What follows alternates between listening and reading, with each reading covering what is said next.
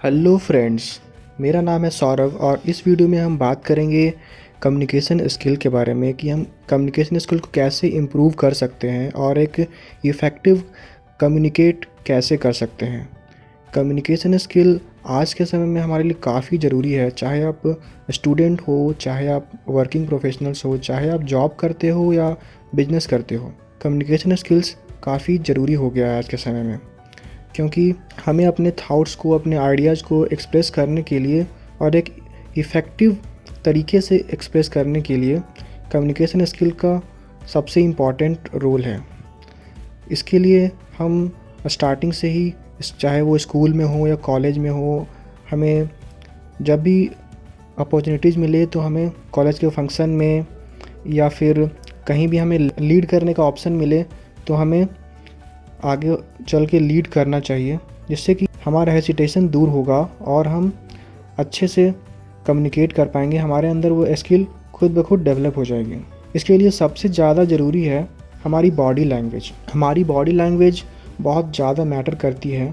हमें लगता है कि हमारे वर्ड्स और साउंड्स ज़्यादा इम्पॉर्टेंट है, लेकिन इससे भी ज़्यादा इम्पॉर्टेंट हमारी बॉडी लैंग्वेज है। ऐसे बहुत सारे एनिमल्स और बर्ड्स हैं जो बिना बोले ही कम्युनिकेट कर लेते हैं बॉडी लैंग्वेज के थ्रू। सो ये शो करता है कि बॉडी लैंग्वेज कितना ज़्यादा इम्पॉर्टेंट है कम्युनिकेट करने के लिए। बॉडी कॉन्फिडेंट दिखानी बहुत ज़रूरी है। हमें ज़्यादा सुनने और कम बोलने का हैबिट डालना चाहिए।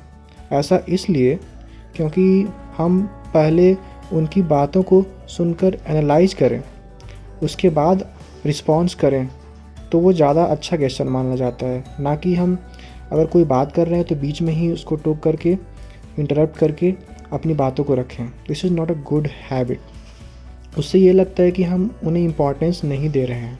हमें बॉडी को ओपन रखना चाहिए, जिससे कि हमारी बॉडी थोड़ी अट्रैक्टिव लगे, लोग हमें देखें और हमारी बातों को सुने और समझने का कोशिश करें। अगर हम नर्वस भी हैं तो ऐसा दिखना नहीं चाहिए इंटरव्यूअर को, जिससे कि हम बात कर रहे हों। हमें कभी भी अपने हाथों को फोल्ड करके या पीछे रख के किसी से बात नहीं करनी चाहिए। इसका यूज करें जब भी हम अपने हाथों को इफ़ेक्टिवली यूज करने आना चाहिए। हाथ को ओपन रखना एक इफ़ेक्टिव कम्युनिकेशन के लिए काफ़ी ज़रूरी माना जाता है। और सिमिलरली पॉकेट में हाथ रख के बात नहीं करना चाहिए। ये शो करता है कि आप सामने वाले को रिस्पेक्ट नहीं कर रहे हो, आप एक हम्बल और ओपन माइंडेड नहीं हो। हमें अपने हैंड्स को, अब इम्पॉर्टेंट ये है कि जो भाषा होती है और कम्युनिकेशन स्किल होती है, दोनों ही अलग हैं। लोग सोचते हैं कि इंग्लिश बोलनी आएगी तभी हमारा कम्युनिकेशन स्किल अच्छा होगा। लैंग्वेज बस एक मीडियम है और कम्युनिकेशन स्किल एक आर्ट है। जैसे कि आप कोडिंग करते हो तो आप एल्गोरिथम C++ में भी लिख सकते हो, जावा में भी लिख सकते हो, पाइथन में भी लिख सकते हो।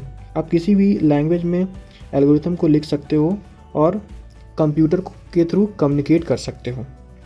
इसमें कोई लैंग्वेज बैरियर नहीं होता है। हाँ, लेकिन अगर आप बहुत सारे ऐसे MNCs हैं या जॉब्स हैं जिसमें कि इंग्लिश आनी कंपलसरी है, जैसे कि अगर आप इंजीनियरिंग सेक्टर में हो, if you are working in a big MNCs, तो ये काफ़ी ज़रूरी हो जाता है।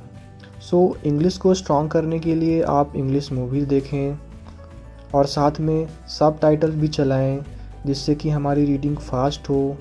साथ में आप बुक रीडिंग भी कर सकते हो और काफ़ी वर्ड्स ऐसे होंगे जिनका आपको मतलब नहीं पता होगा, तो उसके लिए आप डिक्शनरी का भी यूज कर सकते हो।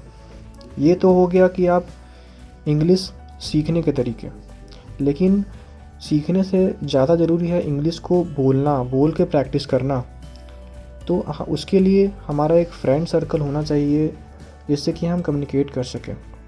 गर्ल्स में तो ये ईज़िली अवेलेबल हो जाता है, लेकिन बॉयज़ में उनके फ्रेंड सर्कल में थोड़ा डिफ़िकल्ट हो जाता है ऐसा करना। और फिर आप अपने पेरेंट्स से, फैमिली मेम्बर्स से या छोटे भाई बहन से भी बात कर सकते हैं, जिससे कि आपका इंग्लिश और भी ज़्यादा स्ट्रांग हो जाएगा और आप इफ़ेक्टिवली कम्युनिकेट कर पाओगे। और अगर कुछ नहीं हो तो आप शीशे में भी आगे खड़े होकर खुद से बात कर सकते हो, और ये काफ़ी इफ़ेक्टिव मेथड माना जाता है। आप शीशे के सामने खड़े होकर के 5 मिनट डेली बोलने का हैबिट रखें, और ये एक ऐसी स्किल है जो सबको आनी ही चाहिए।